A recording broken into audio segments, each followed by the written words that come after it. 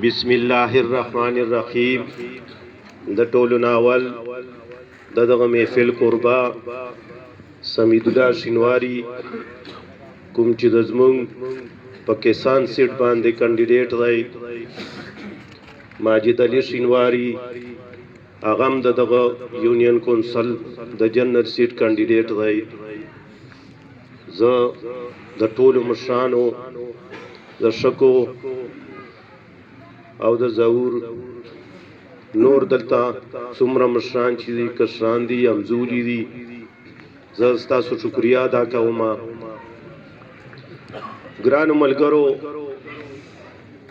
د بلدیاتي الیکشن هلې ځلې روانې دي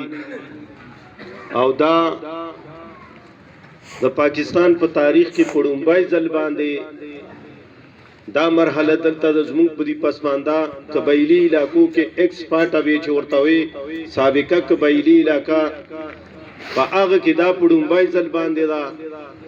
ډیر خلک په ورسره نه بلد مي مونږ ټول ورسره نه بلد یو.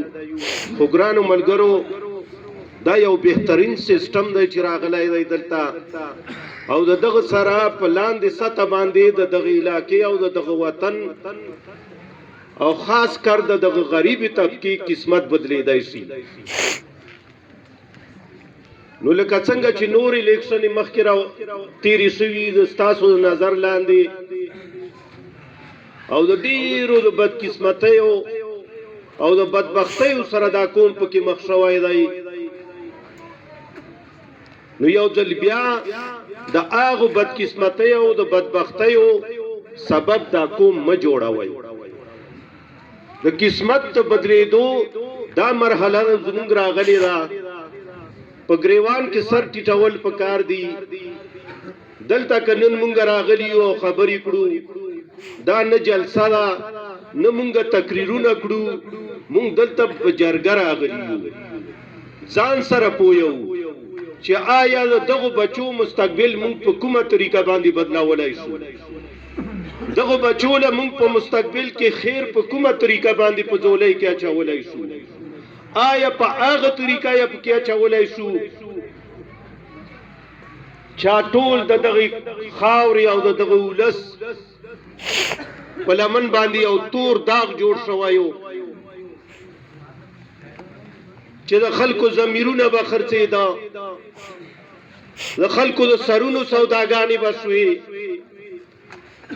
او بی ادبی د ماپی زمونږ په کورو کې د زمونږ د تور سرو سوداګانی بروانې وي